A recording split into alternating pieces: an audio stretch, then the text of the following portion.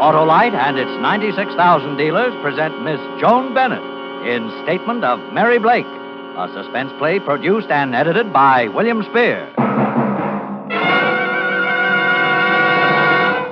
Harlow, where did you get those suspenders? Hap, my envious end man, those are Autolite Stay Full battery suspenders. What queer animals on them? Is that a camel? That Hap is a contented camel with a smile from hump to hump.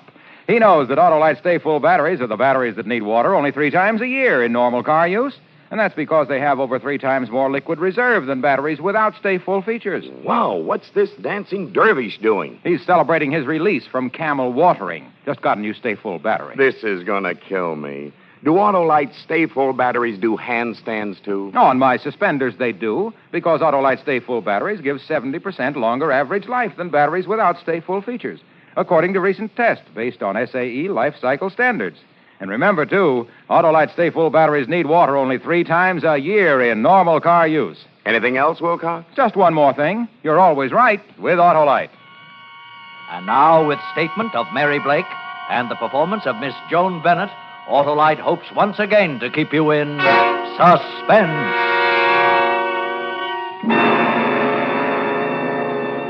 I found myself at the far end of a long corridor, the length of it stretching before me in a winding pattern. The walls of it are thick, impregnable cement.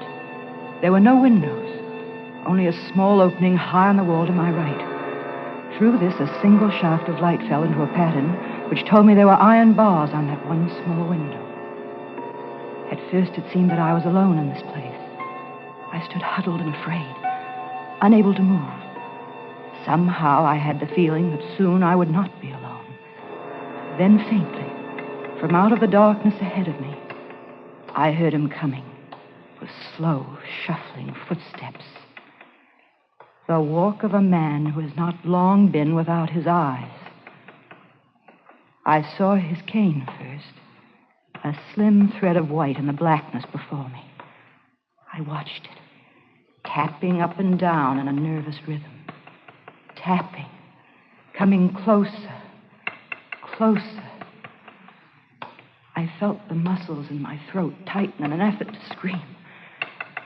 But I made no sound at all, nor did I move. I just stood there and waited, and watched him come toward me. Then in the next instant, his face was caught in the shaft of light, and I saw him very clearly.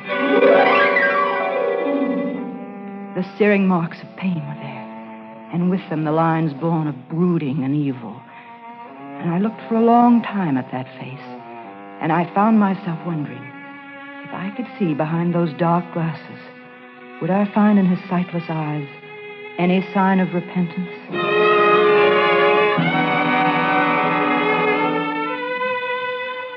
I remembered suddenly how Gregory Martin had looked the first time I saw him, his tall form standing with casual poise in the doorway, that handsome face creased by the broad smile that bid me welcome into his home.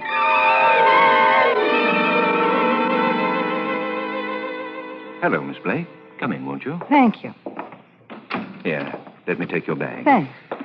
Mrs. Martin isn't here just now, so I'll show you your room. Oh? I think you'll find it very comfortable. In fact, I hope you'll enjoy your life here and your work with me. Oh, I'm sure I will. I'm a little overwhelmed to find myself actually about to work with the Dr. Gregory Martin. Oh. When you've gotten your things unpacked and had the chance to catch your breath a bit, perhaps you'll join me for coffee. Wonderful. Then I'll show you through my laboratory.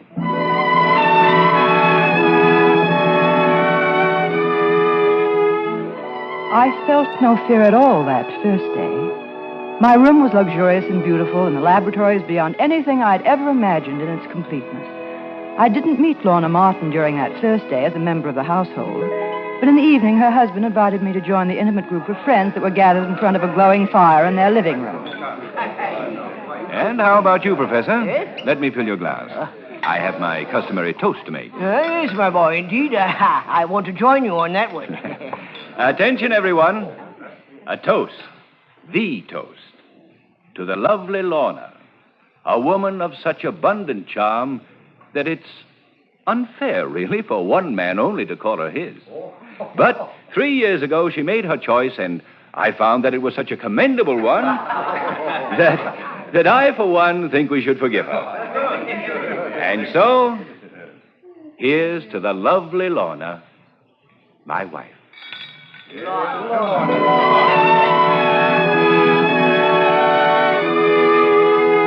I joined in Dr. Martin's toast to his wife, and at the same time studied the faces of the people who were gathered in a semicircle around the room. There was a glint on the glass of one man's pince-nez that gave his face a weird, somewhat supernatural look. He was smiling broadly in the direction of Mrs. Martin, and his teeth in the light of the fire seemed to be made entirely of gold. I looked then at Lorna.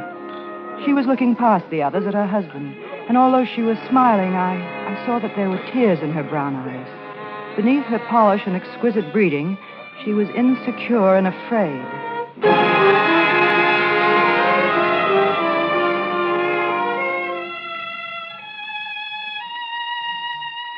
Late that night after the party, I was thirsty, so I put on my robe and went quietly down the carpeted stairs. The big double door that led into the living room was closed, but I could see that a lamp was lit inside the room. And then as I passed by, I heard her. She was sobbing softly. I turned quickly to go back to my room. I didn't want to be placed in the embarrassing position of hearing something I shouldn't. But before I'd gotten out of earshot, I heard her sobbing stop suddenly with a noise that sounded like the flat of a palm hand hitting hard against a cheek.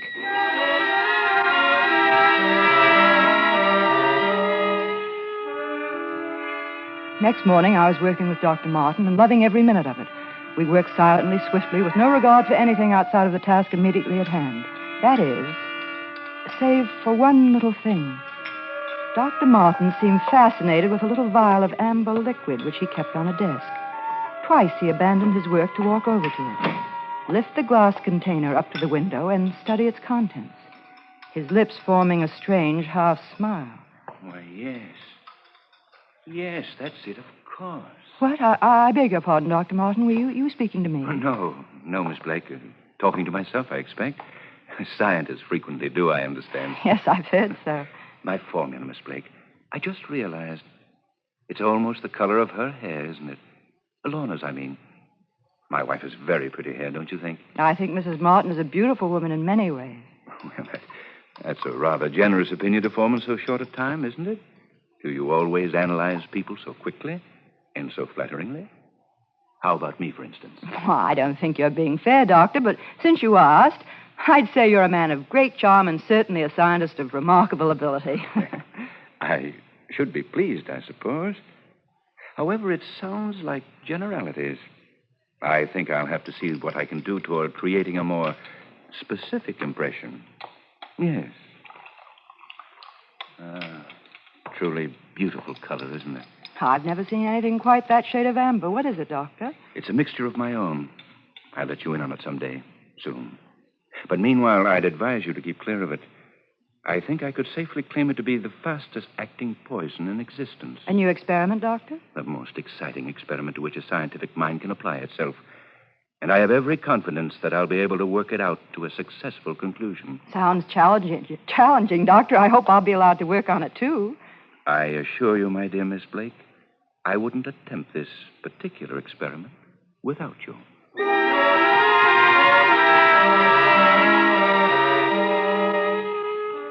Neither of us made mention of his poison again, and indeed it seemed that the doctor had quite forgotten it. We were both working hard on the completion of his current project. Lorna Martin worked with us part of the time, and it was only then that I learned she had previously always assisted her husband with his work. It was, in fact, Lorna who suggested the final step that led him quickly to the result he had been striving for. We worked from early morning until late at night, and on the third day towards midnight, the project was completed. We had a late supper, and after a glass of liqueur, I left the doctor and his wife and went to my room. Yes? I'm sorry. Were you asleep? Oh, no. No, I was just sitting here relaxing, Doctor. I'm still too excited to do any sleeping. Well, that's exactly how Lorna and I found ourselves feeling. So we decided to sit up and talk a bit over another glass of liqueur. We wondered if you'd join us. After all, this has been a three-way victory, Miss Blake. We want you in on our triumphal toast. Oh, that's a generous thought. I'm afraid I wasn't much more than a spectator in this instance. Oh, nonsense. Come along. Well, I am certainly eager to talk with Mrs. Martin. I had no idea she was an active colleague of yours in the laboratory. Oh, yes. Lorna's been of tremendous help to me. In the past, I would say she's been quite indispensable. Lorna's brilliant mind amazed me from the first moment I met her. Here we are. Lorna, my dear, Miss Blake and I were just having a most engrossing conversation, wholly about you. It seems Miss Blake has been greatly impressed by the work you've done on this idea of mine. Oh, Dr. Martin, you're making it sound as if I'd minimized your own work. I didn't mean... Well, of course you didn't. I do understand. And you needn't make apologies in my direction for your appreciation of my wife's talents. Here now. A liqueur for you, Miss Blake. Same as earlier? Please. There you are. Thank you. Lorna, dear. How about you? Your glass can stand a little replenishing, I should imagine. Let me see. No. Why, you still have some that you haven't even touched. In the few seconds What's that had the passed little- since Dr. Martin and I had entered the room, 3 distinctly sharp and clear thoughts had crossed my mind in sudden, quick succession. And each of them struck at my insides like the painful puncture of a thin, sharp blade. 1, that Dr. Martin, professionally, was insanely jealous of his wife. 2, that it was totally unlike Lorna Martin not to speak to us as we entered the room. And 3, that Dr. Martin had just gone over to his wife to make absolutely certain that she was dead.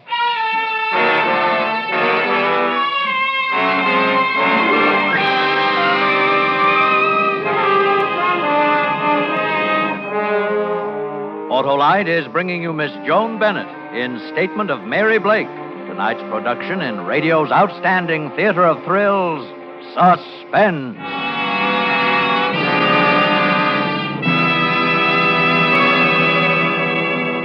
Say, Harlow, can I get a pair of those Autolite Stay Full battery suspenders? Hap, there's a catch to these suspenders. Of course. Wouldn't be suspenders without a catch. Well, to get a pair of these, you'll have to rave about that special feature of the Autolite Stay Full battery, the fiberglass retaining mat that protects every positive plate to keep the power-producing material in place for longer life.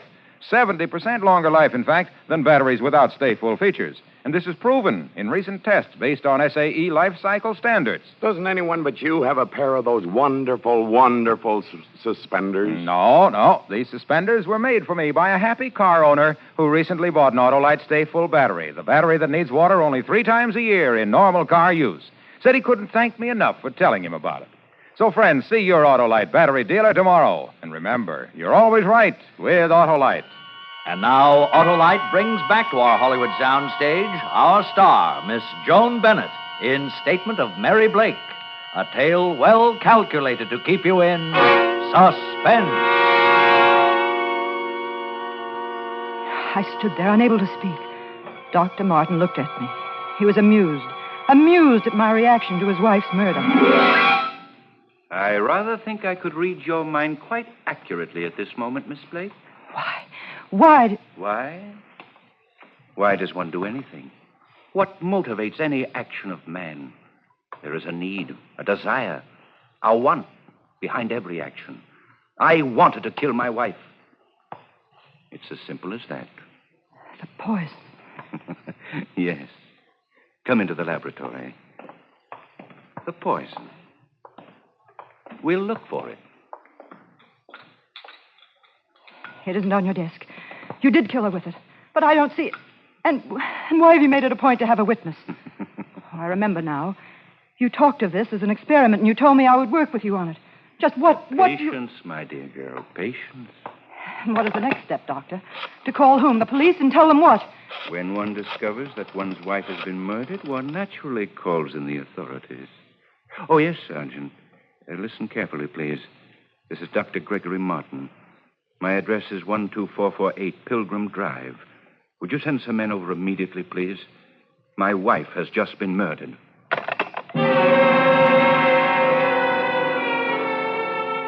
The complete realization of what he had done seemed to come upon me all at once. A sudden delayed shock that hit me with the impact of a hammer blow. I looked at him, and he seemed a total stranger. A maniac whose next move I could not predict. He was laughing, and while he laughed, I reached desperately behind me, closing my fingers tightly around the glass container I felt in. And I prayed that it contained something that would serve as an effective weapon against the murderer. With one quick movement, I flung it full in his laughing face. And I watched it eat away his skin like a sheet of tissue paper in a soaring flame.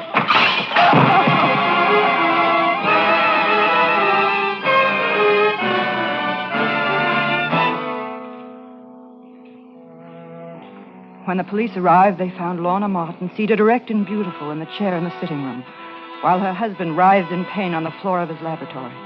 I was at Dr. Martin's desk, they said. I remember lifting my eyes to follow mutely the movements of the men who streamed into the room.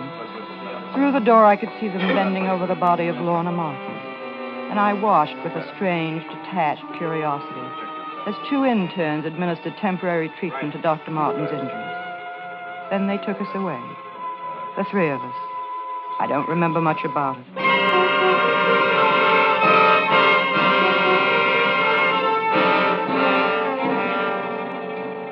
Do you want to talk now? Come now, Miss Blake. We realize that you've been under a great strain. We want to find out exactly what happened, and we must know exactly what part you played.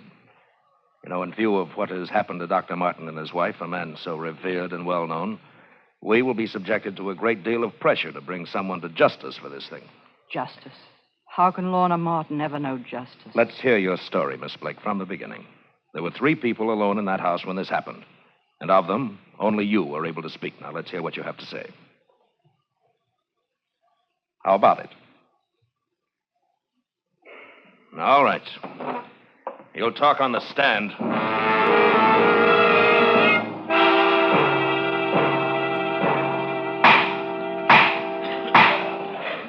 Will the witness please take the stand? I swear to tell the truth, the whole truth, nothing but the truth, so help you God. It was like a dream still. The setting now is a court of justice. And I sat numbly among strange faces and gesturing hands and questioning voices. Please tell the court, I Dr. could hear words tumbling how towards long me and and how then well float you have softly known away, Dr. only to return Gregory with Martin, renewed force. please? Dr. Martin has been my close friend and associate for over a dozen years. His fine character cannot be questioned. He and his wife were an unusually devoted couple. This thing that has happened is shocking. You were a frequent visitor in the Martin home for many years, Dr. Lee. Yes? Can you relate to the court any scenes you witnessed in the Martin household which might have an important bearing on this case? I attended a gathering at the Martin home on the very night that Miss Blake first came there.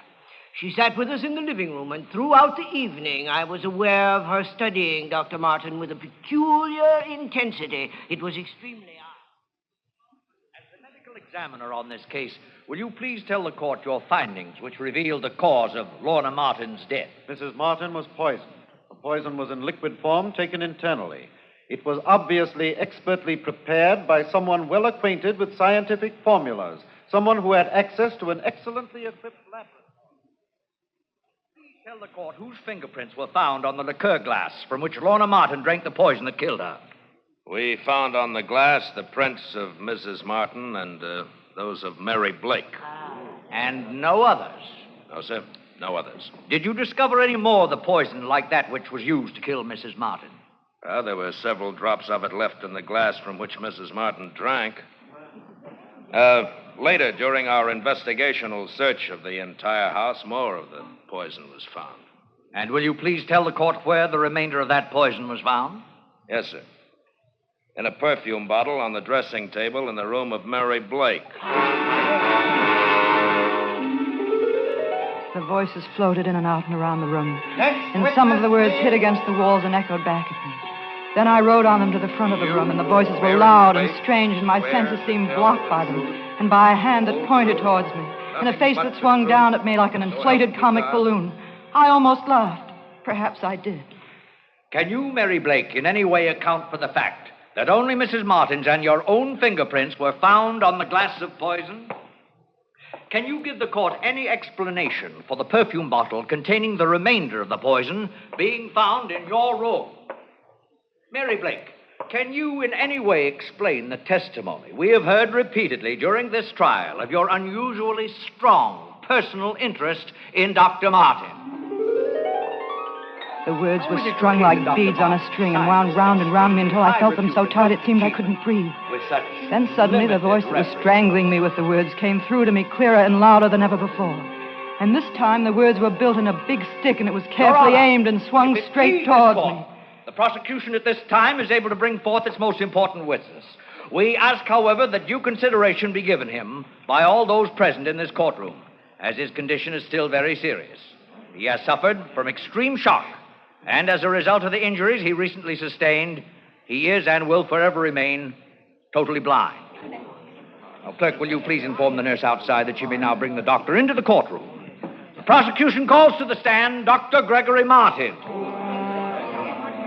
He came in, seated in a wheelchair, his hands and almost all of his face, save an open slit across his mouth, swathed in thick white bandages. There was something about seeing so handsome and powerful a figure so completely incapacitated. An involuntary gasp escaped from my own lips as well as from those of every person in the crowded courtroom. Without a word being spoken, the prosecution had easily scored its most effective point. And after Dr. Martin had finished his spoken testimony, the big stick of words came down upon me with full force. Mr. Foreman, ladies and gentlemen of the jury, how do you find the defendant? We find the defendant guilty as charged. Then more words. Words coming at me with final flattening blows. This court hereby sentences you to the Women's State Penitentiary for a period of not less than 99 years.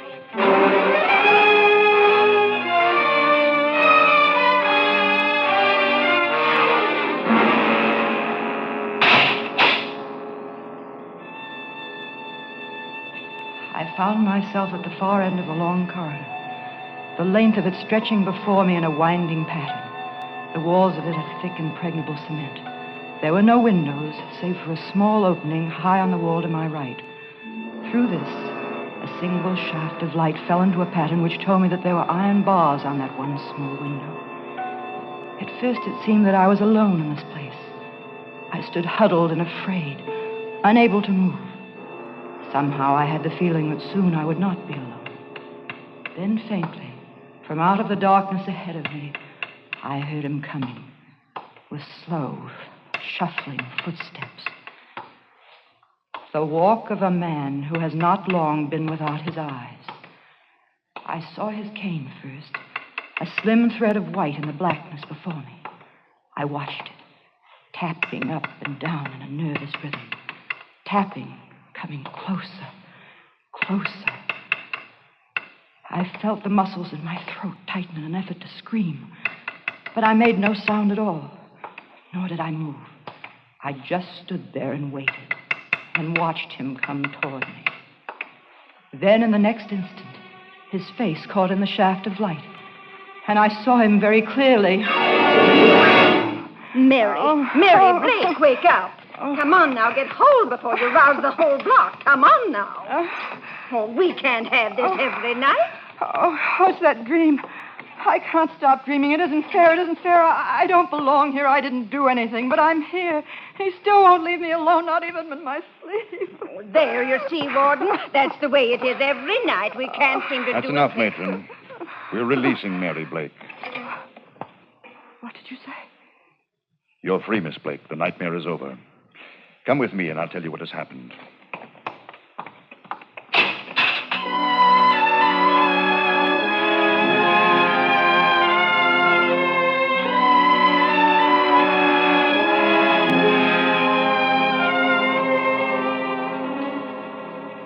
Miss Blake, the state has no way of returning these weeks of freedom it wrongly took from you, nor of erasing the shock and heartbreak you've been forced to suffer. We can only hope that it has not too deeply embittered you and hasn't totally destroyed your faith in the justice one customarily finds in our courtrooms. There seems to be a limit to bitterness, Warden. I find that what I feel now is not a release from injustice, but a release from fear. I know that he can never reach me again, even in my dreams. How can I be so sure of that? Well, it's another of the things that can't be accounted for rationally about this case. It leads one to wonder if some metaphysical force wasn't put to work in place of the erring machinery of justice. Miss Blake, when you blinded Dr. Martin, you limited his vision to mental images. And over the period of time that has lapsed since the day you received sentence, it seems the doctor's mind would not free him from one particular visual experience. He, too, suffered from a recurring dream, which, due to his impairment, was inflicted upon his waking as well as sleeping hours. The dream, did he describe it? Oh, he did, in detail. It seemed that there was... Slow, groping steps. I entered a narrow corridor. With my hands, I felt that the walls were of a thick, impregnable cement. And the tap of my cane produced an echo that told me the corridor was one of interminable, winding links. I did not want to enter nor walk through it. Yet it seemed that I was forced to. And the walking, seemed endless. I wanted to cry out, but could find no voice. I wanted to see a single light from a window or an open door, to know that there was somewhere an end to the blackness. But there was no light and no end. I wanted to turn back, but there was no turning back and no end to my walking. And although I had the feeling of being alone in this place, I knew that I was not alone and never would be. And it was worse than being alone. For though I could not see her, and though she did not touch nor speak to me, I knew she was there. And for me, she would always be there. Mary Blake, my accuser. For she is the innocent, and I am the guilty. And for the innocent, there is always a freedom. And for the guilty, there is never an escape.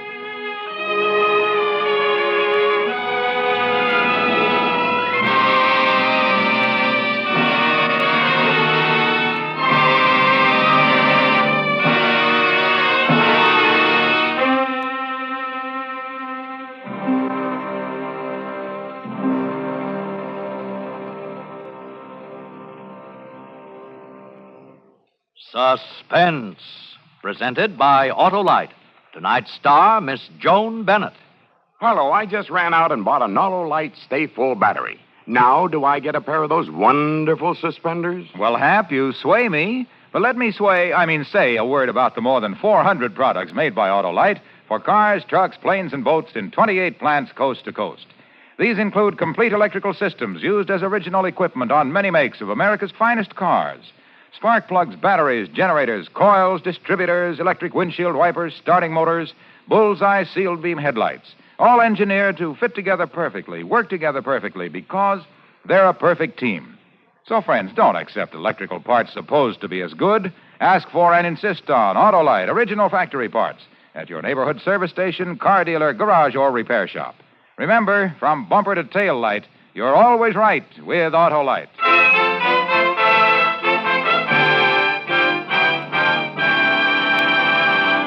Next Thursday for Suspense, our star will be Mr. John Lund. The play is called The Man in the Room, and it is, as we say, A tale well calculated to keep you in suspense. Tonight's Suspense play was produced and edited by William Spear and directed by Norman MacDonald.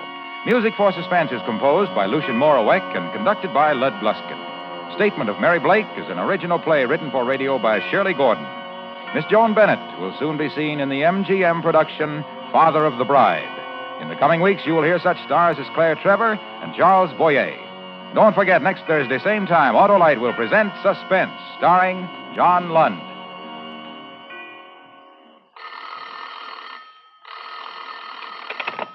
You can buy Autolite Stay Full batteries, Autolite resistor or regular spark plugs, Autolite electrical parts at your neighborhood Autolite dealers. Switch to Autolite. Good night. This is CBS, the Columbia Broadcasting System.